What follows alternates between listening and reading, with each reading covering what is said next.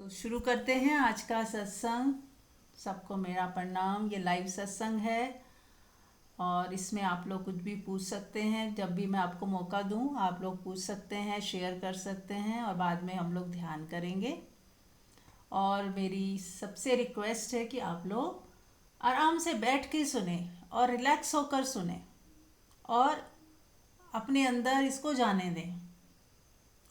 होश पूर्वक सुनना है, सजगता के साथ सुनना है, रिलैक्स होकर सुनना है और खुश होकर सुनना है। यदि हम हर काम, सत्संग ही नहीं, हर काम ये करते समय इन तीन चीज़ों का ध्यान रखें कि हम रिलैक्स होकर करें, चाहे वो काम करना है या सुनना है या बोलना है, कुछ भी कर रहे हैं हम अगर रिलैक्स होकर कर रहे हैं तो उसका प्रभाव बहुत ही सुंदर होगा। और दूसरा, होश पूर्वक। होश पूर्वक का क्या अर्थ है वो मैं अभी बात करती हूँ। तो इससे पहले कि मैं ये चर्चा शुरू करूँ, एक बार आंख बंद करके परमात्मा के साथ कनेक्शन जोड़ लेते हैं और पूरी कायनात को धन्यवाद देते हुए, परमात्मा को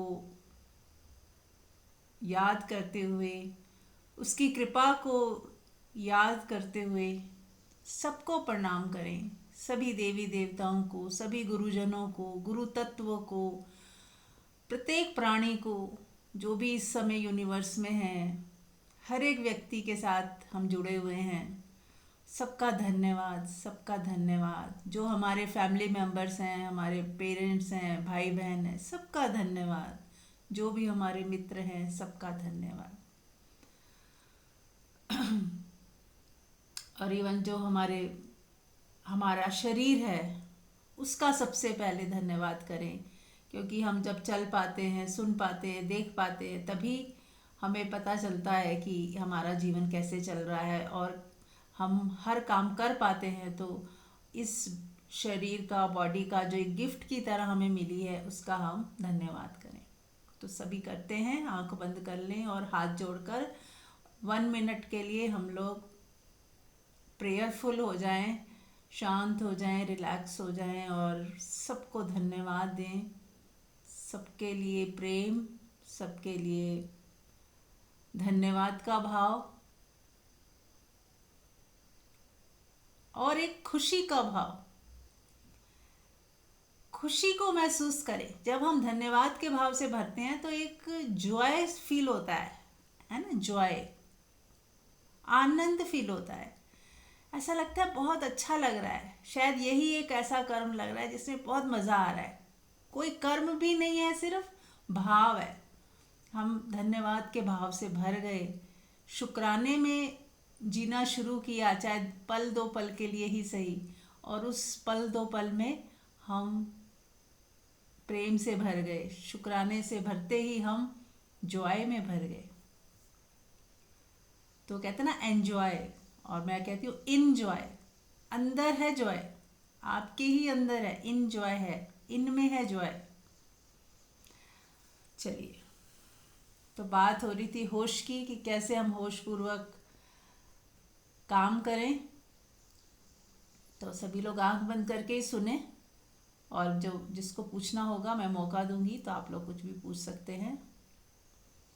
तो होश पूर्वक काम करना, आप लोगों ने बहुत संतों के मुख से भी सुना होगा, ओशो ने बहुत बात की है इसकी, और बहुत सारे ऑडियो वीडियो सुने भी होंगे आपने। लेकिन कई बार हमें कन्फ्यूज़न हो जाती है, तो एक बार फिर से आपको रिमाइंडर्स की तरह कि होश में रहना क्या है।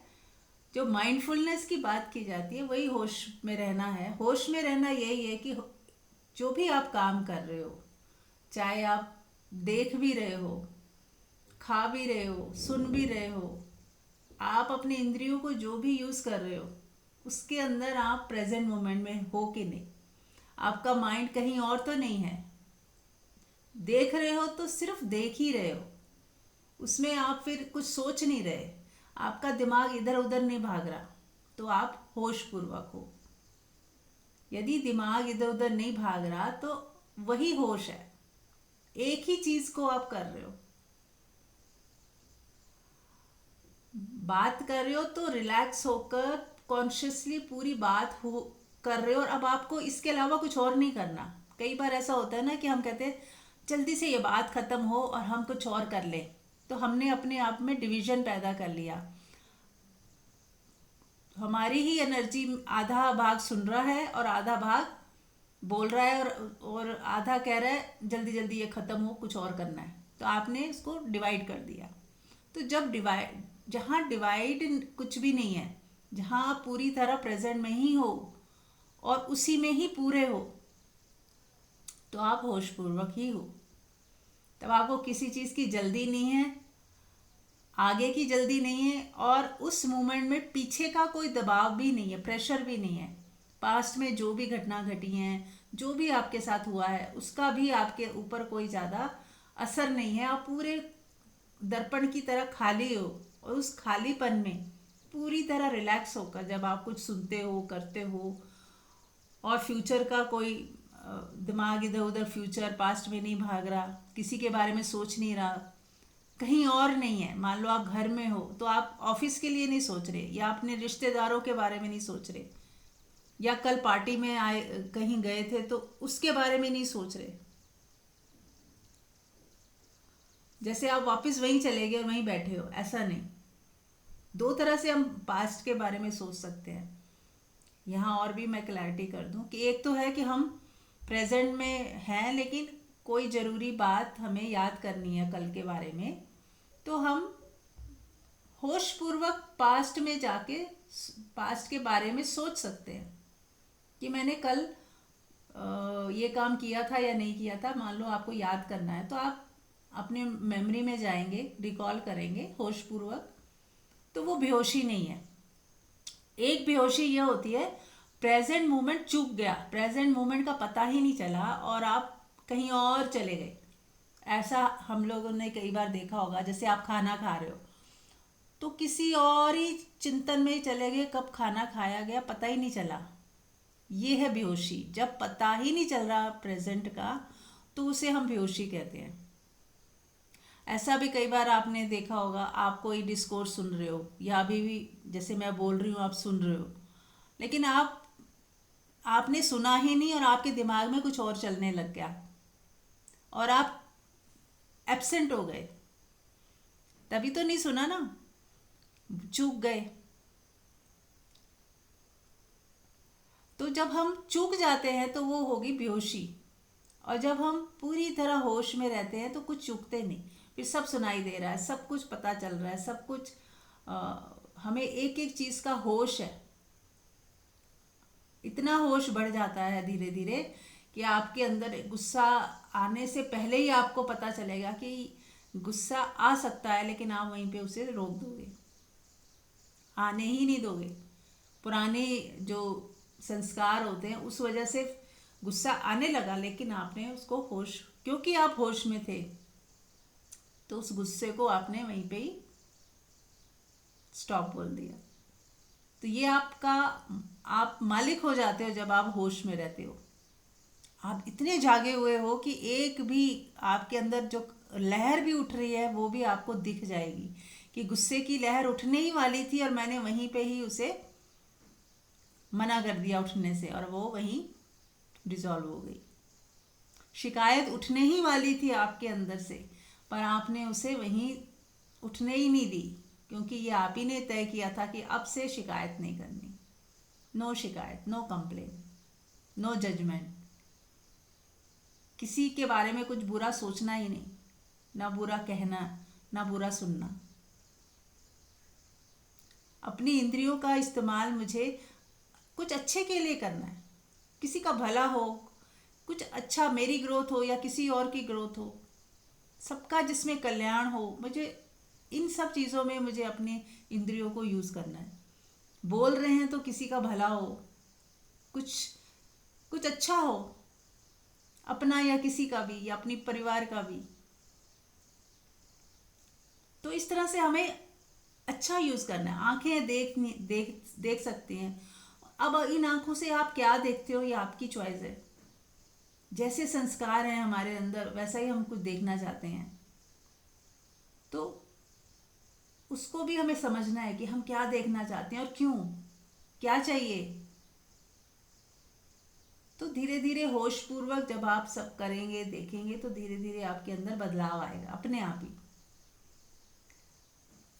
और जब होश बढ़ता है तो हमें ये भी पता चलता है कि जो भी हम देख रहे हैं, मान लो हम टीवी देखते हैं या मोबाइल में लगे रहते हैं और क्या क्या देखते हैं, तो अब उसका सारा असर हम पे जा रहा है। ऐसा नहीं है कि वो हमने ऐसे देख के छोड़ दिया, वो हमारे अंदर कुछ ना कुछ प्रभाव डालता ही है। तो बहुत सोच समझ कर हमें टॉपिक्स चुनने हैं कि हम देख क्या रहे हैं, सुन क्या रहे हैं, अपने अंदर क्या लेके जा रहे हैं। जैसे खाना खाते हैं तो अच्छी चीज़ें खाने की सोचते हैं जिससे हमारे हेल्दी खाना हो, ऐसे ही हेल्दी टॉक होनी चाहिए। बातें जो कर रहे हैं, जब आप किसी से भी बात करो हेल्दी टॉक हो। बात करने में कोई बुराई नहीं है, पर हेल्दी होनी चाहिए। व्यर्थ की बातचीत से बचे, व्यर्थ की चर्चा से भी बचे। बिना कारण कुछ भी बोल रहे हैं, कुछ भी किसी के तीसरे के बारे में जो है भी नहीं आपके सामने, उसके बारे में कुछ भी बोले जा रहे हैं। पर निंदा पर चर्चा से तो पूरी तरह ही बचना चाहिए। और यदि दो व्यक्तियों के बीच में बात हो रही है, या तो एक सुनने वाला होता है और एक बोलने वाला होता है, तो जो सुन रहा है वो होश पूर्वक सुने, रिलैक्स होकर सुने, और जो बोल रहा है वो भी होश पूर्वक बोले और रिलैक्स होकर बोले और फ्रूटफुल बोले। जो सही है, ऑथेंटिक है, जिसमें किसी का भला हो रहा है तो बोले, उतना ही बोले जितना जरूरी है। ठीक है, तो चलिए मैं आपको भी एक मौका देती हूँ। आप लोग कुछ शेयर करना चाहें इन्हीं टॉपिक्स पे ऊपर, या आपके जीवन की कोई समस्या हो, जीवन से रिलेटेड, तो बोल सकते हैं। हाँ जी, नमस्कार मीरा जी, सभी को नमस्कार। हाँ जी। मैं कुछ बोलना चाहूंगी कि हम पूरे दिन को एक ध्यान प्रक्रिया बना सकते हैं। जैसे नहाते समय हम अगर ध्यान करते हैं तो हम ये लगता है कि हम तीर्थ स्नान कर रहे हैं, कि गंगा जी में नहा रहे हैं और भगवान को याद करके नहा रहे हैं कि मैं अपने भगवान को नहला रही हूँ। तो वो तीर्थ स्थान बन सकता है हमारा। और खाते समय हम अगर भगवान को याद करके खाना खा रहे हैं तो वो प्रसाद बन सकता है। और अगर हम चलते समय याद कर रहे हैं भगवान को, कहीं जा रहे आ रहे हैं, तो वो तीर्थ यात्रा की तरह बन सकता है हमारा। और खाना बनाते हुए, अगर खाना बनाते हुए हम भगवान को याद कर रहे हैं तो वो प्रसाद, जो लोग सब खा रहे हैं सबके लिए प्रसाद के साथ महाप्रसाद भी बन सकता है। और एक सोते समय समय हम भगवान को याद करके सो रहे हैं तो वो हमारी योग निद्रा बन जाती है। और कोई काम करते समय हम याद कर रहे हैं, कुछ भी काम कर रहे हैं, चल रहे हैं, फिर रहे हैं, तो वो हमारी कर्म योग बन सकता है। और अगर हम घर में उसे याद कर रहे हैं, पूरे घर में घूमते हुए या कुछ भी करते हुए, तो घर ही एक मंदिर बन जाता है। तो हम इस तरह अपने 24 घंटे एक याद भगवान को याद करने की पूरी प्रक्रिया, हमारी सारे पूरे तीर्थ, सारे कर्म योग वगैरह सब कुछ बन सकते हैं हमारे, अगर हम चाहें तो मैं इस चीज पे बहुत अपने पे कोशिश कर रही हूँ कि ये सब मेरा ऐसा बनता रहे। तो ये बहुत अच्छी प्रक्रिया लगी मुझे। Thank thank you. Thank you, बहुत सुंदर। और भी कोई शेयर करना चाहता है कुछ?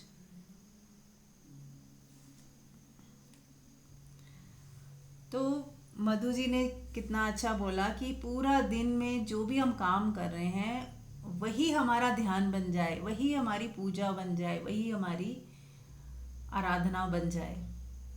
तो इसी में थोड़ा मैं और ऐड कर देती हूँ कि इन्होंने कहा हर चीज़ को याद करके करें। तो याद करने के भी 2-3 तरीके हैं, वो भी हम बता देते हैं। जैसे कोई बहुत बिगनर, या और जो मैं बताने जा रही हूँ वो हर व्यक्ति को क्या सूट करता है वो उसके ऊपर निर्भर करता है। ये कोई नियम नहीं है जो बोले जा रहे हैं कि हाँ आप ऐसे ही करो। आपको जो सही लगता है ना आप वो करो। कहते हैं ना, प्रेम में कोई लॉ नहीं होता। जब हम किसी से प्रेम करते हैं तो वो कैसे करना है, फिर कोई बताता थोड़ी है कि हमें अपने पति से कैसे प्रेम करना है, या अपने बच्चे से कैसे प्रेम करना है, वो अपने आप होता है, याद कैसे करनी है। लेकिन फिर भी कुछ बात की जा सकती है। तो एक होता है शब्दों में हम रटते हैं ना, जो नाम जाप होता है, तो कईयों को वो सूट करता है कि वो नाम जाप करते करते काम कर रहे हैं, नाम जाप करते हुए कुछ भी कर रहे हैं। तो वो नाम जाप करने में कईयों को अच्छा लगता है तो वो जरूर करें, पर ऐसा भी कई बार होता है कि कुछ लोगों को नाम जाप करने में दिक्कत आती है कि उनको लगता है कि नाम जाप करें कि काम करें, दोनों तरफ हम डिवाइड हो रहे हैं। नाम जाप कर रहे हैं तो काम की तरफ ध्यान नहीं जा रहा, काम की तरफ ध्यान जा रहा है तो नाम जाप छूट रहा है। तो अगर कुछ इस तरह से बाधा आ रही है तो दूसरा तरीका ये है कि उसको एहसास करें, सिर्फ फीलिंग में लाएं और काम को करते हुए एक प्रेम वाली यदि फीलिंग ले आओगे ना, प्रेम कि परमात्मा ही मेरे अंदर से परमात्मा ही काम कर रहा है या उससे ही हो रहा है, कि मैं नहीं हूँ, परमात्मा ही है, उसी की शक्ति से मैं खाना बना रही हूँ। फिर जब खाना खा रहे हो तो ऐसा अपने को हटा दो बीच में से, परमात्मा ही भोग लगा रहे हैं डायरेक्ट। एक तो होता है भगवान को याद करके खाना खा रहे हैं, मैं खाना खा रही हूँ और मैं परमात्मा को याद कर रही हूँ, तो इसमें कुछ दूरी भी है। फिर हम ऐसा जान रहे हैं कि मेरे अंदर परमात्मा ही बैठे हैं, मैं हूँ ही नहीं, मैं अलग एक व्यक्ति की तरह हूँ ही नहीं, परमात्मा ही है मेरे अंदर, क्योंकि उसी की शक्ति से सब हो रहा है। अगर मेरे अंदर वो चेतनता ना हो, जीवंतता ना हो, वो चैतन्य ना हो, वो शक्ति ना हो, तो हम कुछ भी नहीं कर सकते, ना खाना बना सकते, ना सोच सकते, ना हाथ पैर चलते हैं। तो उसी की तो शक्ति है जो चला रही है, तो मेरा होना तो भ्रम ही है एक तरह से। तो व्यवहारिक जगत में उसका बेनिफिट है कि हम एक व्यक्ति की तरह हम बात करते हैं, तो लेकिन हम अपने लिए जानते रहें कि मैं नहीं हूँ, परमात्मा ही है। तो जब भोजन करें तो परमात्मा को ही भोग लग रहा है, मैं नहीं खा रही, मेरा शरीर नहीं खा रहा, परमात्मा शरीर खा भी रहा है। तो तृप्ति किसको हो रही है? परमात्मा से, परमात्मा को हो रही है। और जो भोजन पचेगा कैसे? वो उसी की शक्ति से पचने वाला है। तो हर चीज़ में वो है, वही छुपा हुआ है। और जब भोजन सामने हो तो कितने लाखों करोड़ों लोगों का उसमें हाथ है, तो उसको भी देख के धन्यवाद के भाव से भरें पहले तो, कि कितने लोगों की कृपा है और इतने लोगों ने इतना कुछ मेहनत की और आज मुझे ये थाली रोटी जो खाना बन के सामने आया है, कितने लोगों के वर्षों की मेहनत के बाद एक थाली आपको मिलती है। किसान ने कितनी मेहनत की, गर्मी में धूप में कितना। तो जब हम थोड़ा सा गहराई से सोचने लगते हैं ना, तो एक थैंकफुलनेस रहती है। तो बस उस थैंकफुलनेस में बने हुए यदि हम काम करेंगे ना, परमात्मा ही है और तो कोई है ही नहीं। खाने में भी परमात्मा, जो खाने की का स्वाद है उसमें भी परमात्मा, मेरे टेस्ट बड्स में जो स्वाद है उसमें भी परमात्मा, और जिस शक्ति से मैं चबा रही हूँ वो भी परमात्मा, क्योंकि बिना उसकी शक्ति के तो हम खाना भी कैसे पचाएं, चबाएं, और फिर उसको हजम करना, उसमें उस खाने से कैसे कितना चमत्कार रोज होता है कि हम उस खाने से खून बन जाता है। आज तक तो कोई फैक्ट्री ऐसी नहीं हुई कि रोटी से खून बन जाए या हड्डियां बन जाएं, और हमारे बॉडी के अंदर देखिए कैसे हो रहा है काम।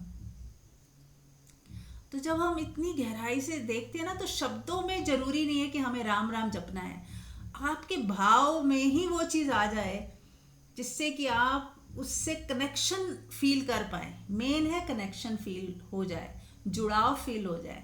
हम सोच किसके बारे में रहे हैं? परमात्मा के बारे में, उसका ही ख्याल है, उसका ही चिंतन है, हमारा चित्त परमात्मा की तरफ है। खाते समय, नहाते समय, खाना बनाते समय, किसी से बात कर रहे हैं तो उस वक्त भी उसी से कनेक्शन जुड़ा हुआ है बिना शब्दों के, और बातचीत हो रही है, उसका कनेक्शन टूटता ही नहीं। ऐसी स्थिति यदि बन जाए तो काम में हमें पूरा ध्यान देना है, बात करनी है तो बात में ही ध्यान देना है, पर वो कनेक्शन बना ही हुआ है परमात्मा से, वो याद बनी ही हुई है। क्योंकि उसकी मर्जी के बिना तो पत्ता ही नहीं हिल सकता। आज हम बोल पा रहे हैं तो उसकी मर्जी या उसकी जो शक्ति है या उसकी कृपा कह लो, कुछ भी कह लो, तो उसके बिना तो ये हो ही नहीं सकता। जैसे टीवी चल रहा है तो आपको याद नहीं करना पड़ता कि बिजली है, दिखता है कि बिजली है तो ही टीवी चल रहा है, या फ़ोन चल रहा है तो उसमें चार्जिंग है अभी तभी वो ऑन है। ऐसे ही जब हम चल रहे हैं, खा रहे हैं, काम कर रहे हैं, तो उसी की शक्ति, उसी का सब कुछ ही तो है। पर हमारा उसमें बस सिर्फ उसी में ही ध्यान हो, ये नहीं कि चारों तरफ ध्यान बिखरा हुआ है। जो काम कर रहे हैं उस पर ध्यान हो, और भाव से, हम अपने भाव से बस जुड़े रहें परमात्मा के साथ कि वही है बैठा मेरे हृदय में, मैं तो हुई नहीं, वही बोल रहा है। आप समझ रहे हो?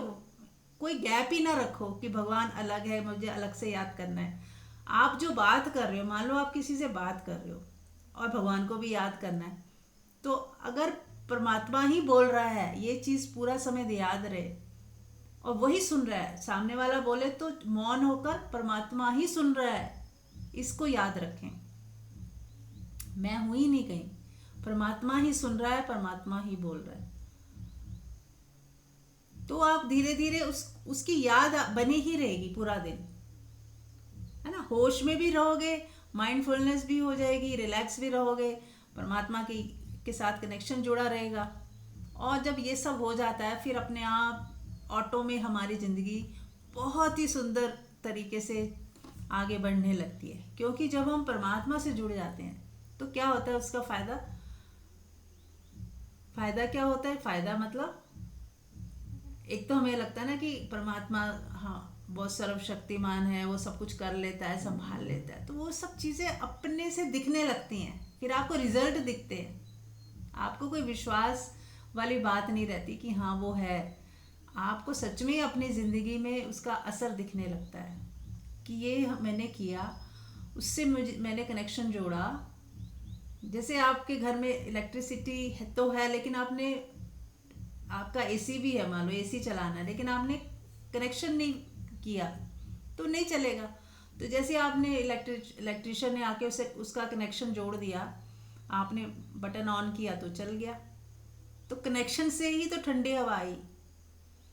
तो कनेक्शन जुड़ते ही कुछ अलग घटता है। जैसे ही परमात्मा से कनेक्शन जुड़ता है तो जीवन पूरा बदल जाता है। हृदय में सुकून, शांति, प्रेम, आनंद, एक मिठास सी बनी रहती है। जो हम कहते हैं ना कि काम, क्रोध, लोभ, मोह, ईर्ष्या, द्वेष, ये सब अपने आप ही गिर जाते हैं। क्योंकि जिसको इतना मज़ा आ रहा हो, वो कौन दूसरों के पचड़ों में पड़ेगा, कौन दूसरे की शिकायतों में अपना टाइम वेस्ट करेगा। इतना अच्छा फील हो रहा हो किसी को, उसका मन नहीं करता कि वो लड़े या ऊंची आवाज़ में बात करे। जो दुखी या परेशान है वही गंदे तरीके से बात करता है, शिकायत करता है। और जो सुखी हो गया, सुखी व्यक्ति सुख ही दे सकता है, आनंदित व्यक्ति ही आनंद दे सकता है, प्रेमपूर्ण व्यक्ति ही प्रेम दे सकता है। और ये सब कहाँ से होगा? जब हमारा कनेक्शन हो जाएगा परमात्मा से या खुद से, अपनी बीइंग में रहें तो वहाँ ही है कनेक्शन। अपनी बीइंग में होना, अपने साथ रहना, अपने को महसूस करते रहना, है ना। या इस तरह से अपने को महसूस करना ये सही लगता है, ऐसा बोलते रहें, समझते रहें कि मुझे मेरे साथ जुड़ना है, सेल्फ लव में पढ़ना है, तो भी आप परमात्मा की तरफ बढ़ते जाओगे। क्योंकि आप तो हो ही नहीं, आप सेल्फ लव में पढ़ोगे तो वो परमात्मा ही है आपके भीतर, कोई दूसरा है ही नहीं। सेल्फ से जुड़ोगे तो भी परमात्मा से ही जुड़ जाओगे, और परमात्मा से जुड़ोगे तो भी। लेकिन ये नहीं कि हमें परमात्मा मेरे से जुदा है, ऐसा कभी मत याद करें। जब आप ऐसा सोचते हो कि परमात्मा अलग है, मैं अलग हूँ, तो आप ये जो दूरी है ना, फिर ये हट, इस खाई को भरने में बहुत समय लग जाता है कि हम अलग अलग समझते हैं।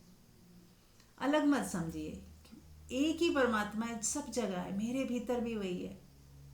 मेरा व्यक्तिगत होना ही झूठ है, बाकी सब परमात्मा ही है। ऐसा समझे कि मैं हूँ गलत है, मैं हूं से पहले जो है बस वही सही है। फिर उसको अपना प्रगटीकरण करना होता है तो मैं हूं बोलते हैं हम, मैं हूं।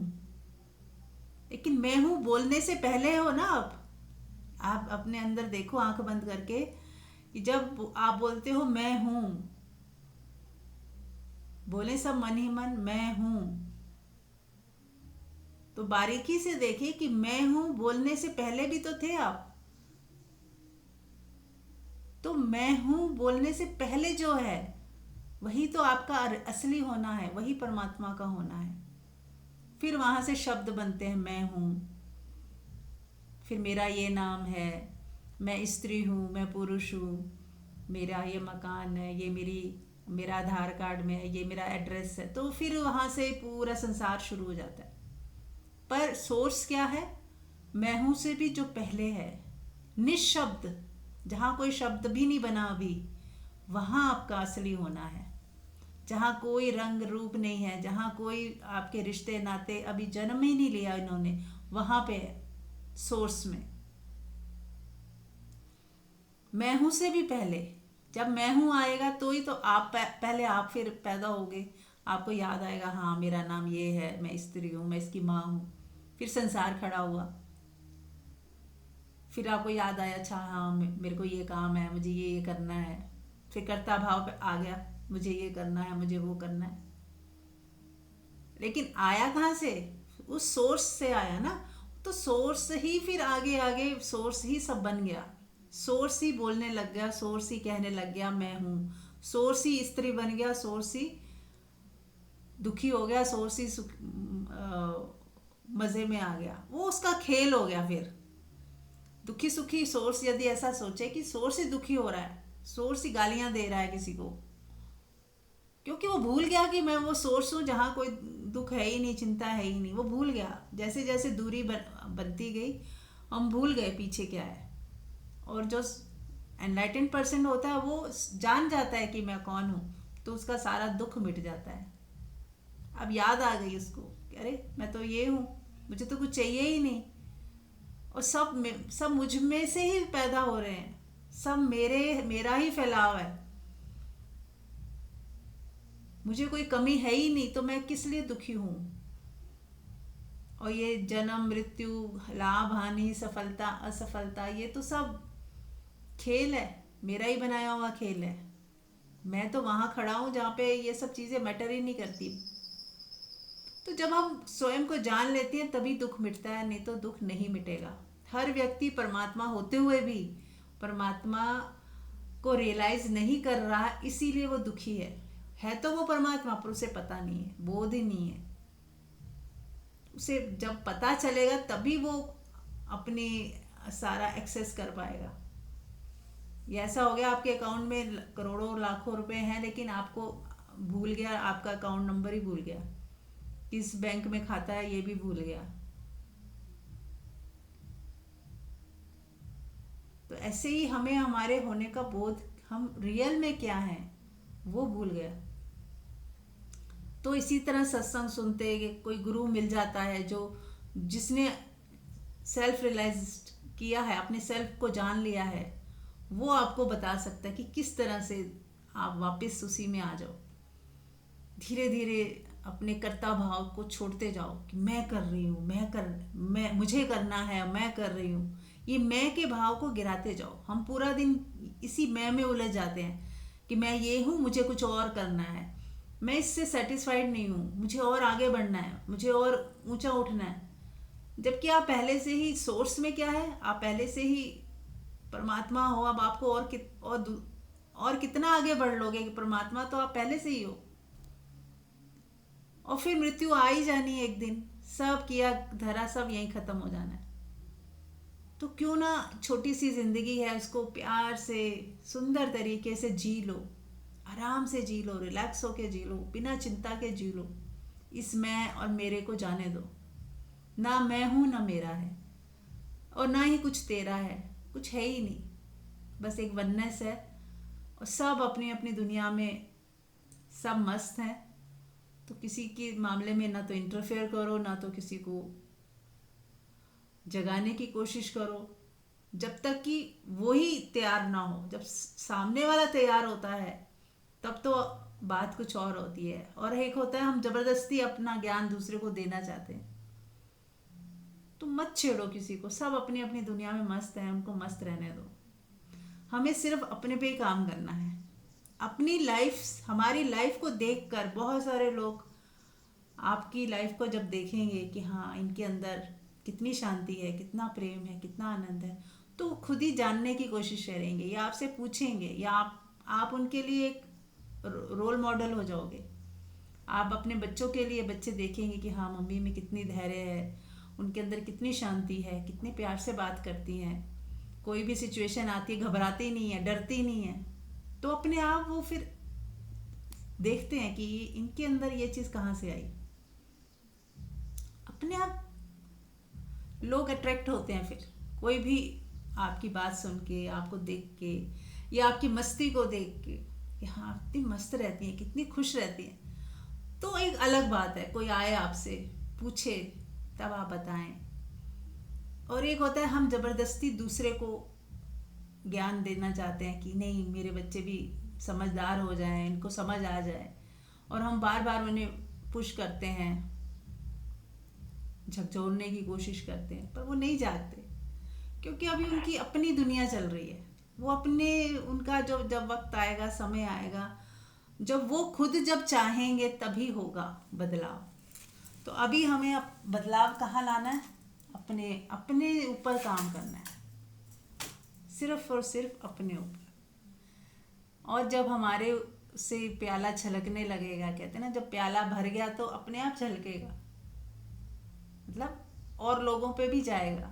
जब प्रेम से आप इतने भर जाओगे तो आपका प्रेम दूसरे लोगों को भी छुएगा, आपकी सुगंध दूसरों के भी नासिका में जाएगी, तो अपने आप फैलाव होगा, फैलता जाएगा, शेयरिंग होती जाएगी, परमात्मा मौका देता रहेगा आपको भी। तो प्रथम हमें खुद को इस लायक बना लेना है कि हाँ अब हम तृप्त हो गए, अब हम शांत हो गए, अब मुझे कुछ नहीं चाहिए, ना दुनिया से, ना समाज से, ना रिश्तेदारों से, ना कोई और कोई लालच बचा, ना कोई अधूरी इच्छा बची। ये सब सब बिल्कुल ज़ीरो हो जाए। नहीं तो कोई भी इच्छा यदि अधूरी रह जाती है, तो ये तो सभी ने सुना ही है कि अधूरी इच्छाएं हमें वापस दोबारा जन्म मरण के चक साइकिल में लेके आ जाती हैं। कुछ अधूरा रह गया, नेक्स्ट बर्थ फिर उसी को पूरा करने आ पाओगे, और फिर कई और नई डिज़ायर बना लोगे, फिर वो भी पूरी नहीं होती, वो भी आधी अधूरी छूट जाती हैं, फिर हम मर जाते हैं, फिर नया जन्म। तो बहुत सोच समझ के डिज़ायर रखें। अगर कुछ चाहिए भी तो ठीक है, छोटी मोटी डिज़ायर उठती रहती हैं, पर वो उसको इतना गहराई से ना पकड़ें कि चाहिए ही चाहिए, मुझे करना ही करना है, ये चीज़ तो करके ही छोड़ना है मुझे। अब वो जब नहीं होंगी पूरी तो आपको दुख भी होगा, और अधूरा रह गया तो दोबारा जन्म लेना होगा। तो इसलिए डिज़ायर लेसनेस में जीना ज़्यादा अच्छा है कि कोई डिज़ायर ही नहीं है, अब कुछ है ही नहीं जिसके लिए अब सोचना पड़े। कुछ मन को सोचने के लिए कुछ टॉपिक चाहिए होता है, तो हम उसी के बारे में सोचते हैं जो कुछ अधूरा है हमारे अंदर, कुछ करने जैसा है, उसके लिए ही हम सोचते हैं। और जिसके अंदर कुछ भी नहीं अधूरा है, या कुछ भी कुछ करने जैसा भी नहीं है, करता भाव बिल्कुल गिर गया, कहीं जाने आने जैसा भी नहीं है, जो अपने में ठहर गया, अब उसका मन भी शांत हो गया, और वो कहते हैं ना निर्विचार अवस्था उन्हीं की आती है जो बिल्कुल डिजायरलेस हो जाते हैं। इनको कुछ भी नहीं चाहिए, लेकिन फिर भी जीवन अच्छे से जीते हैं। अब आपको कहोगे कि ऐसे कैसे जिया जा सकता है, बहुत सुंदर तरीके से जिया जाता है। फिर वो अपने लिए नहीं जीते, लोगों के लिए जीते हैं, या लोगों के कल्याण के लिए जीते हैं, या फिर कुदरत भी उन्हें कुछ ना कुछ मौका देती है, कुछ ना कुछ प्रेरणा देती है, जिससे लोक कल्याण के लिए कुछ ना कुछ वो करते रहते हैं। तो जीवन चलता ही रहता है। और नहीं तो जैसे जंगल में कोई फूल खिलता है तो वो किसी ने नहीं देखा, किसी ने उसकी खुशबू नहीं सूंघी, लेकिन वो अपने में पूर्ण तृप्त है। उसको कोई है ही नहीं कि कोई आए, कि कोई मेरी तारीफ करे या मेरी खुशबू को किसी के काम आ जाए। वो जंगल में बस अपने में आनंदित है। तो ऐसे लोग भी हुए हैं, एनलाइटेंड लोग हुए हैं जो चुप मौन में ही चले गए। उन्होंने लोक कल्याण की भी चिंता नहीं की कि जो प्रभु की इच्छा होगा होगा, नहीं होगा नहीं होगा। वो अपने में ही मस्त रहे बस, और लोगों को पता भी नहीं चला और दुनिया से चले गए वो। ऐसे लोग भी हुए हैं। तो it depends person to person कि कुछ लोग समाज सेवा के लिए निकलते हैं, कुछ नहीं निकलते, कोई चुप मौन में ही चले जाते हैं। तो ये कुदरत अपने आप कराती है, किससे वो क्या करा ले, क्योंकि अब उनके अंदर कर्ता भाव तो रहता नहीं। तो बिना कर्ता भाव के जो हो सो हो, ना हो तो ना हो, अपने में ही मस्त, अपने में ही खुश, अपने में राजी हो गए। तो जितना जितना आप अपने में राजी हो चुके हैं, उतने आप सुखी हो गए। जितना अभी डिज़ायर में है, जितना और चाहिए, ये कमी खल रही है, वो कमी खल रही है, तो उतने ही हम दुखी हैं। तो क्यों ना इस कमी को ही छोड़ दें, इस कमी को ही हटा दें कि नहीं, कोई कमी नहीं है, मुझे कुछ नहीं चाहिए।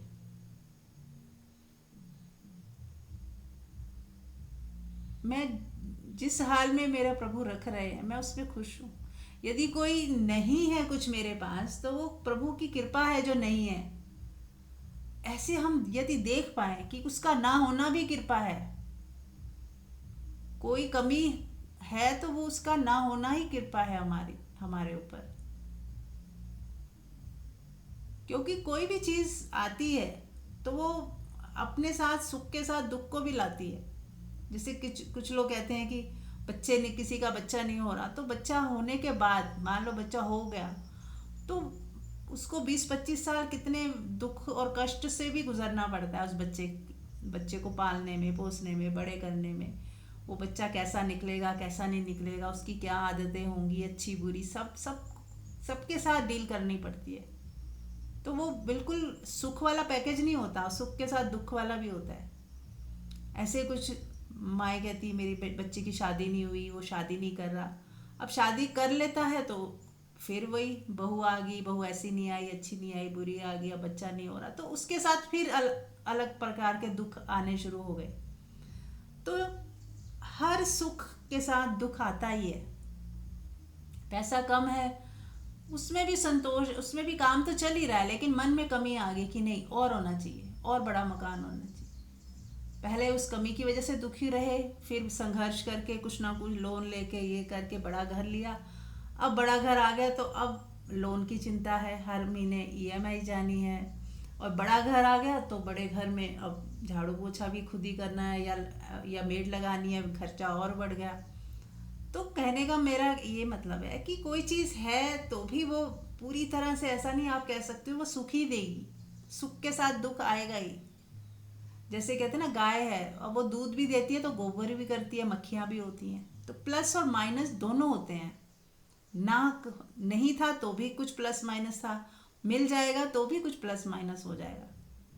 तो किसी भी तरह से हमें संतुष्टि आने वाली नहीं है बाहर से। संतुष्टि तभी आएगी बस आप अपने को जब उस पॉइंट पे लाके छोड़ दोगे कि नहीं, मैं संतुष्ट हूँ, मैं पहले से ही संतुष्ट हूँ, कुछ मिले ना मिले। क्योंकि बाहर तो पता चल गया कि दोनों में प्लस माइनस है। तो अब मुझे किसी भी तरह की कोई कामना नहीं रखनी, इच्छा नहीं रखनी, मैं संतुष्ट हूँ। बस राजी हो जाएं, जैसे हैं राजी हो जाएं।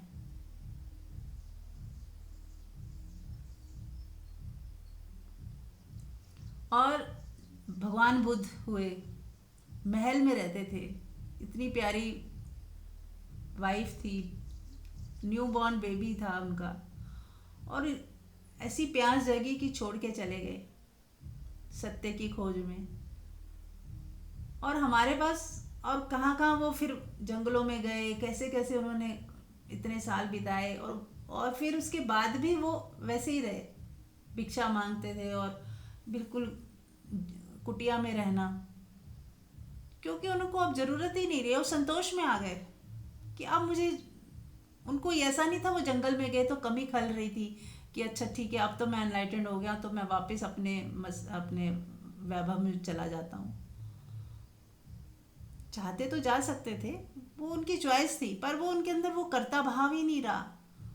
कुदरत चाहते तो हो भी जाता, हो भी सकता था। ऐसा नहीं है कि हर बुद्ध पुरुष के साथ एक जैसी घटना घटेगी। उनके अंदर से वो नहीं आया अब कि मुझे वापस जाना है, तो वो नहीं गए। हो सकता है किसी के अंदर आ जाए, चला भी जाए। तो कुछ भी प्रेडिक्ट नहीं किया जा सकता, क्योंकि परमात्मा सभी रंग उसके हैं। वो इंद्रधनुष जैसे रंग कहते हैं, कोई वाइट भी है, ब्लैक भी है, रेड भी है, ऑरेंज भी है, ब्लू भी है, ग्रीन भी है, सारे रंग उसके हैं। तो कब कहाँ कैसे वो प्रकट होगा कुछ नहीं पता। कोई मौन में चला जाता है, कोई नृत्य करता है नटराज की तरह, खूब नाचता है। होता है ना, कोई कोई व्यक्ति एनलाइटनमेंट के बाद उत्सव में चला जाता है, खूब नाचेगा, खूब गाएगा, खूब मस्त होगा। अब वो उसकी चॉइस है, परमात्मा उसके भीतर से वैसे ही प्रकट हो रहा है। और कोई मौन में चला जाएगा एकदम शांत, वो परमात्मा उसके अंदर से वैसे ही प्रकट हो रहा है। तो हम किसी की तुलना नहीं कर सकते, प्रिडिक्ट नहीं कर सकते कि हाँ ऐसा ही होगा, ऐसा ही होना चाहिए।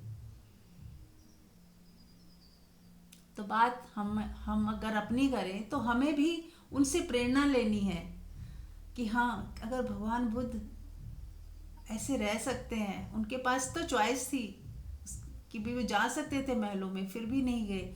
तो हमारे पास तो बहुत कुछ है, फिर भी हम इस तरह से सोचते हैं कि कमी है। तो कम से कम प्रेरणा लें कि नहीं, ऐसे भी रहा जा सकता है। कम में भी फकीर किसको कहते हैं? जिसके पास बाहर कुछ नहीं है लेकिन अंदर रिचनेस है, भीतर से वो रिच है, उसको अमीर बोलते हैं, सॉरी फकीर बोलते हैं। अंदर की जो अमीरी है ना, उसको, उसके लिए फकीर शब्द बोला गया।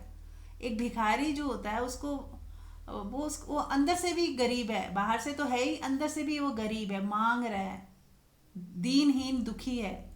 और एक भिक्षु होता है, वो भी मांग रहा है, लेकिन वो अंदर से रिच है, सम्राट की तरह मांग रहा है, सम्राट होके मांग रहा है, मांग नहीं रहा वो, बस उसको पता है ये जब तक बॉडी है कुदरत ने इसको खाना चाहिए, तो वो क्योंकि वो कर्म नहीं कर रहा तो वो भिक्षा के लिए जा रहा है, भिक्षु की तरह नहीं, भिखारी की तरह नहीं, भिक्षु की तरह। और ऐसे ऐसे वो लोग ऐसे मांगते थे कि बस खड़े हो गए और उनको ब्लेसिंग देनी शुरू करी, तो किसी ने उसकी आवाज़ सुन के कुछ दे दिया तो दे दिया, और एक घर से नहीं मिला तो वापस आ जाते थे कि शायद प्रभु की इच्छा ही नहीं है कि आज मुझे भोजन मिले। तो कोई लालच नहीं था, आलसपना नहीं था, वो उस चीज़ को भी अपने ईगो को गिराने के लिए करते थे। गुरु कहता था जाओ भिक्षा मांगे, गुरु ये भी कह सकता था अपनी मेहनत से कमाओ खाओ, लेकिन उस समय का यही था कि वो उनकी ईगो को तोड़ने का भी एक प्रयोग था कि यदि हम किसी से मांगते हैं तो कितना खराब भी तो लगता है। कोई दुत्कार देता है, कोई कहता है कि हट्टे कट्टे हो, कमा नहीं सकते, तो उनको कई चीज़ें झेलनी पड़ती थी। और गुरु का आदेश था कि सबको आशीर्वाद देके ही आना है। और अच्छे अच्छे घरों के लोग थे, ऐसा नहीं कि बहुत गरीब लोग थे, कोई कई राजा भी थे उनके पास। तो ये सब प्रयोग होते थे गुरु के कि कैसे अहंकार टूट जाए, कैसे झुकना सीख जाए, कैसे मिटना सीख जाए। कहीं से नहीं भी मिला है तो भी आशीर्वाद दे के ही निकलना है, ये नहीं सोचना कि कैसे लोग हैं दे नहीं रहे। किसी ने गाली भी दे दिया तो भी आशीर्वाद दे के हट जाना है। तो ये बहुत तप होता है, ऐसा आसान कुछ भी नहीं है। अपनी ईगो को तोड़ना बहुत तप की बात है। तो हमें अलग से तप करने की ज़रूरत नहीं, हमारे घरों में ही बहुत सारे ऐसे लोग होते हैं जो हमें तपाते रहते हैं। कोई कुछ बोल देता है, कोई कुछ अपमान कर देता है, कोई कुछ भी बिना कारण आपके ऊपर चढ़ चढ़ जाता है। तो ये मौके बहुत आएंगे, बस उसमें आपको आशीर्वाद ही देना है, बस आशीर्वाद ही देते रहें। बस कोई मान दे, सम्मान दे, अपमान दे, गाली दे, कुछ भी बोले आप, बस आशीर्वाद ही दे के हट जाएं, तो बस समझ लो आपने वही घर में ही साधना शुरू कर दी। चलिए, आप लोग भी कुछ शेयर कर सकते हैं, एनीथिंग।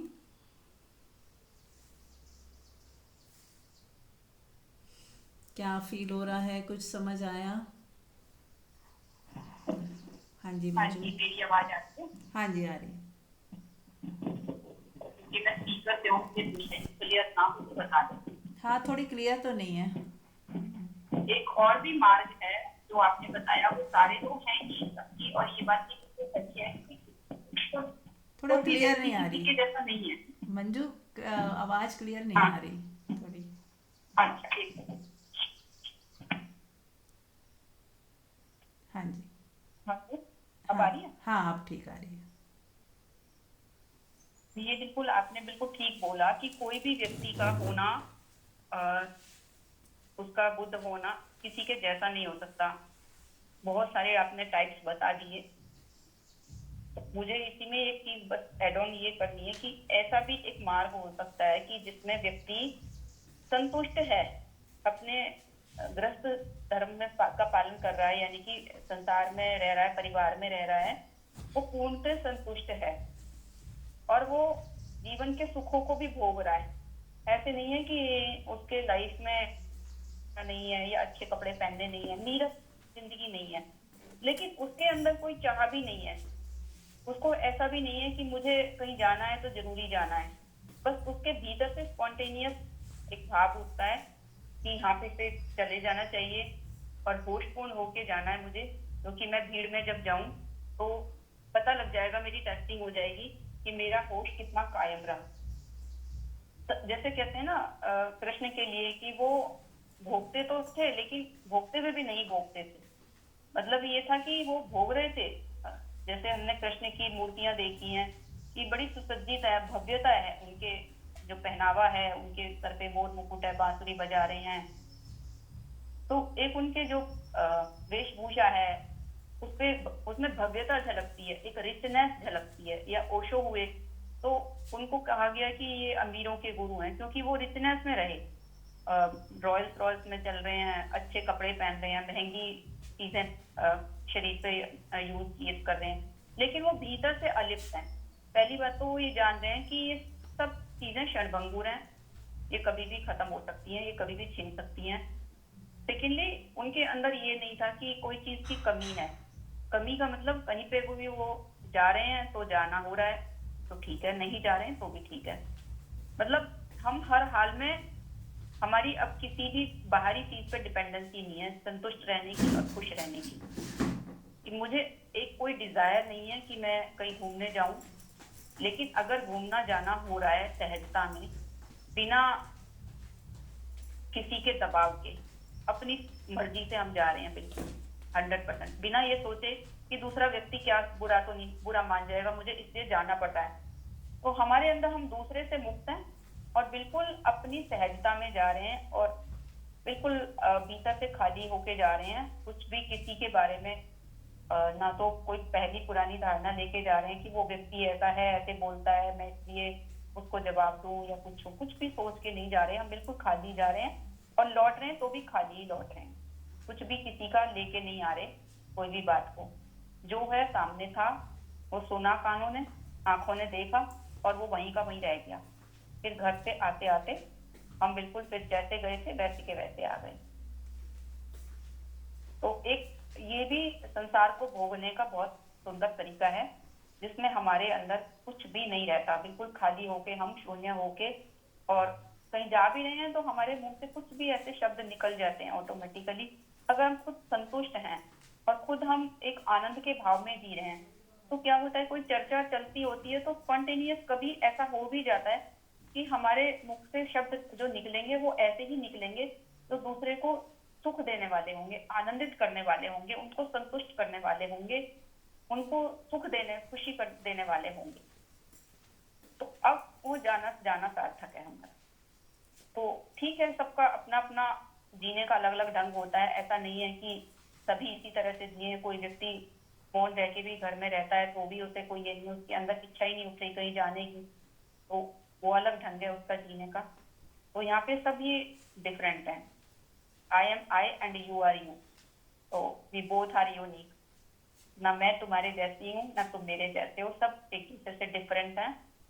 कोई इंफीरियर नहीं है, कोई सुपीरियर नहीं है, कोई अच्छा नहीं है, कोई बुरा नहीं। मुझे ऐसे लगता है कि ये भोग भी अपने आप में एक प्रार्थना है या जीने का बहुत सुंदर ढंग भी है। तो ये थोड़ा सा एक मेरा अपना अनुभव जो था मैंने ऐड ऑन किया है। Thank you. Thank you Manju. चलिए तो अब हम लोग ध्यान कर लेते हैं। सब लोग आंख बंद कर लें और सेल्फ स्टडी करेंगे 2 मिनट। अपने भीतर झांक कर देखें कि क्या है कमी, कोई कमी लग रही है क्या, कोई कमी दिख रही है क्या कि हाँ मेरे जीवन में ये कमी है या ये कमी है। देखें ज़रा।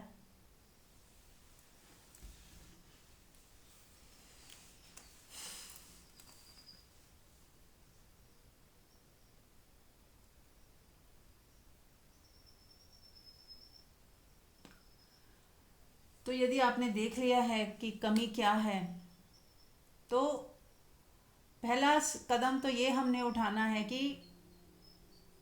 अपने वो संतुष्टि वाला जो हमारे अंदर पॉइंट है, हमारी आत्मा का जो स्वभाव है कि मैं सदा संतुष्ट हूँ, सदा सुखी हूँ, आनंद मेरे भीतर ही है, पहले तो उसके ऊपर हमें टिकना है बार बार। तो बाहर की कमियां कोई मतलब नहीं रखती। लेकिन अगर बॉडी लेवल की कोई कमी है, कोई आवश्यकता ऐसी है, देखिए इसमें भी हमें फ़र्क करना होगा कि एक कमी होती है आवश्यकता वाली, हमारी नेसेसिटी है, बॉडी बॉडी माइंड के लेवल की कोई नेसेसिटी है, उसे हमें पूरा करना ही है। तो रिलैक्स होकर उसके लिए हम समय निकालेंगे और उसके ऊपर काम करेंगे। जो भी करने जैसा है उसको किया जाए, है ना। कुछ करने के लिए, कुछ पाने के लिए कुछ खोना पड़ता है, कुछ पाने के लिए कुछ परिश्रम करना पड़ता है, कुछ पुरुषार्थ करना पड़ता है। धन की कमी है तो धन को कमाने के लिए कुछ आपको एफर्ट करना पड़ेगा। तो क्या क्या मैं एफर्ट कर सकती हूँ उसकी तरफ भी ध्यान दें। अगर बच्चे जो हैं अच्छे से बात नहीं कर रहे हैं तो उनसे दूरी है, तो कैसे क्या क्या मैं एफर्ट करूँ कि हमारा संबंध मधुर हो जाए, है ना। तो हमें और अपनी कमियों को भी देखना है, क्या क्या गलतियाँ हुई हैं हमसे कि वो दूर हो गए हैं, तो उनको हमें ठीक करना है। इस तरह से कुछ चीज़ें ऐसी हैं जो हम ठीक कर सकते हैं, उन्हें हम ठीक कर लें। अब कुछ कमियां ऐसी भी हैं जो हम कर ही नहीं सकते ठीक। मान लो किसी को अपने रंग रूप के ऊपर कमी लगती है कि अरे या मेरा हाइट छोटी है, या मेरा रंग इतना सुंदर नहीं है, ब्लैक है, या मतलब कोई भी कमी किसी के अंदर आ सकती, इन्फियोरिटी कॉम्प्लेक्स कि मैं इतना बुद्धिमान नहीं हूँ, बिना कारण वाला, ये मतलब जिसको हम ठीक तो कर नहीं सकते। अब जैसा शक्ल हमें मिली है, ये जैसी सुंदरता परमात्मा ने हमें दी है, तो ये समझे कि बाहर की सुंदरता से कोई लेना देना नहीं है। मैं जैसी हूँ, परमात्मा का बनाया हुआ मूर्ति हूँ, परमात्मा ने मुझे घड़ा है खुद, तो मुझे इसमें क्यों कमी निकालनी। पहले तो उसमें भी संतुष्टि लेके आए कि ठीक ठाक मेरी आंखें देख पा रही हैं, मैं अच्छे से बात कर सकती हूँ, अच्छे से सोच सकती हूँ, सारी चीज़ें ठीक है, मेरे घर सब कुछ मिला हुआ है। तो ये सब जो चीज़ें मेरे हाथ में नहीं है उसके लिए मुझे नहीं सोचना। हाइट जितनी है मैं संतुष्ट हूँ। जिसको पसंद करना है, जिसको मुझसे प्रेम करना है, वो कर ही लेगा। तो मुझे संतुष्ट रहना है, मुझे इसके लिए दुख नहीं मनाना। जो चीज़ मेरे हाथ में ही नहीं है, मैं कुछ कर नहीं सकती, तो मैं उसको स्वीकार भाव में ले आऊँ अपने को। तो हमें स्वीकार कर लेना है 100%। कोई बीमारी ऐसी है जो ठीक हो ही नहीं सकती, अगर ना इलाज है तो उसे स्वीकार ही करना पड़ेगा। और जो भी उसकी स्वीकार करने के बाद भी हमें पुरुषार्थ करते रहना है कि हाँ कोई इलाज पता चला है, या कोई हम किसी तरह का कोई भी इलाज कर सकते हैं तो वो जरूर करें, उसके लिए भी पुरुषार्थ करें, लेकिन दुखी और चिंतित ना हो। अब ये चीज़ हम ठीक कर सकते हैं। बीमारी ठीक होगी कि नहीं ये हमारे हाथ में नहीं, पर हम उस बीमारी को मेंटली चिंता का कारण ना बना लें। हर समय उसी के बारे में ना सोचते रहें, हर समय उसी में ना जीते रहें। भूल जाएं, जो इलाज करना है करा और उसके बाद भूल गए। उसके लिए आप ध्यान कर सकते हैं, हीलिंग कर सकते हैं, बहुत कुछ और भी है जो हम कर सकते हैं। चमत्कार होते हैं, कई बार ऐसी भी चीज़ें ठीक हो जाती हैं जो आपने सोची नहीं, और उसमें हीलिंग और मेडिटेशन बहुत काम करती है। तो जिन लोगों को मेडिटेशन, जिन लोगों को बीमारी है फिजिकली और चिंता है मेंटली, तो वो लोग ध्यान जरूर किया करें। उनके लिए ध्यान वरदान है। तो चलिए आंख बंद करें और सभी ध्यान में डूबेंगे। और आज मैं हीलिंग का एक प्रोसेस और बता देती हूँ। आज हम हीलिंग मैं करवाती हूँ और उसके बाद फिर हम मौन में डूबेंगे। तो सब लोग बैठ जाएं रिलैक्स होकर, आंख बंद रखें और साक्षी भाव में देखें कि एक वायलेट कलर की लाइट, वायलेट कलर बैंगनी रंग होता है, उसको इमेजिन करें। वायलेट कलर की लाइट जो एक हीलिंग पावर है, डिवाइन हीलिंग पावर जो हील करती है, वो मेरे ऊपर पड़ रही है, बरस रही है। जैसे नाद सुनते हैं, नाद के साथ वायलेट लाइट भी मेरे ऊपर पड़ रही है। और चाहें तो आप अपने पूरे फैमिली मेम्बर्स को भी साथ में बैठा हुआ देखें और उनके ऊपर भी पड़ रही है, मेरे साथ मेरे सारे फैमिली मेम्बर्स के ऊपर भी पड़ रही है। अब मेरे पूरे घर में वो वायलेट लाइट प्रवेश कर रही है और हील कर रही है, और कोई भी नेगेटिविटी है वो सब हटा रही है। मेरा घर प्योर हो रहा है, मेरे बच्चों के ऊपर वो पड़ रही है वायलेट लाइट, और उन्हें, उनके अंदर विवेक शक्ति बढ़ रही है, उनकी समझ बढ़ रही है, वो एनर्जेटिक हो रहे हैं, उनकी ग्रोथ हो रही है, उनका कल्याण हो रहा है। अपने ऊपर पड़ रही है, मेरी सारी बीमारियां ठीक हो रही हैं, मेरी सारा डर, फियर, चिंता, जो भी है नेगेटिविटी सब गायब हो गई। एकदम वायलेट लाइट के पड़ते ही वो गायब हो गई। महसूस करें, सिर्फ साक्षी भाव में देखना है, आपको विजुअलाइज करना है कि परमात्मा की डिवाइन एनर्जी, आप उसको कॉल करें और फिर ये प्रोसेस शुरू करें। अब मैंने आपको बता दिया है, साथ साथ करें, और नहीं समझ आया है तो एक बार पूछ भी सकते हैं, मैं दोबारा रिपीट भी कर सकती हूँ। सबको समझ आ गया तो ठीक है, आप लोग करें कि एक वॉयलेट कलर की लाइट जो सच में होती है, हमें नहीं दिखती, हमारे शस्त्रार का भी जो वॉयलेट कलर है, तो शस्त्रार जिनका खुल जाता है वो तो हमेशा ही वॉयलेट कलर में ही जीते हैं, इसीलिए उनके अंदर इतनी प्योरिटी, इतनी मतलब उनका हर एक चक्रा खिला हुआ रहता है, उनके अंदर एक अलग आभा रहती है। कोई नहीं, आप हम सब ही डिवाइन ही हैं, हमारे अंदर भी वही पावर है। अगर हम चाहें तो उसे बुला सकते हैं अपने अंदर। हमने कभी चाहा नहीं, इसलिए वो हुआ नहीं। तो जब हम रिकॉल करते हैं, हम बुलाते हैं डिवाइन हीलिंग पावर को, पुकारें, बुलाएं, और ये हीलिंग रोज करें, अपने घर के लिए, अपने बच्चों के लिए, अपने लिए, और धीरे धीरे आप पाओगे कि सब बदलने लगा। अपने आप बच्चों के ऊपर परमात्मा की कृपा बरस रही है, आपका भी मेंटली एंड फिजिकली जो चीज़ें ठीक होती हुई दिखेंगी। ओनली 1% चीज़ें कई बार ठीक नहीं होती, जो हमारे बहुत ज़्यादा कार्मिक अकाउंट रहता है, कई बार वो चीज़ सही नहीं होती है, लेकिन बाकी 99% चीज़ें हील हो जाती हैं। तो उस 1% को भी सोचें कि क्यों नहीं होगी। परमात्मा चाहे तो 100% भी ठीक हो सकती है। हुई है ऐसा, कई केस ऐसे हुए हैं जो 100%, जिसको डॉक्टरों ने पूरी तरह जवाब दे दिया, वो भी केस ठीक हो जाते हैं। तो हमें होप नहीं छोड़नी है। परमात्मा की शक्ति कब कैसे चमत्कार कर दे, कुछ नहीं पता। तो सभी लोग उस वायलेट कलर की डिवाइन एनर्जी से अपने आप को नहाता हुआ महसूस करें, और जब आप उठेंगे तो उस प्रणाम करके उन्हें वापस भेज दें। बुलाया है और अब आप उनको जाने के लिए भी थैंक यू 3 बार बोलेंगे और भाव करेंगे तो वो बस अपना काम करके चली जाएगी। ठीक है, तो अब आप लोग इसमें बने रहें, करते रहें अपने हिसाब से, और जब ये हो जाए 3 बार थैंक यू बोल दें, उसके बाद 10 मिनट ध्यान में डूबें, गहरे ध्यान में। जो ये शांति सुकून बना हुआ है इसी में बने रहें, और पूरा दिन शांत मन से काम करें, होश पूर्वक काम करें, मन को इधर उधर ना भागने दें, होश बना रहे, हर काम में होश बना रहे, इस चीज़ का विशेष ध्यान दें। Thank you so much.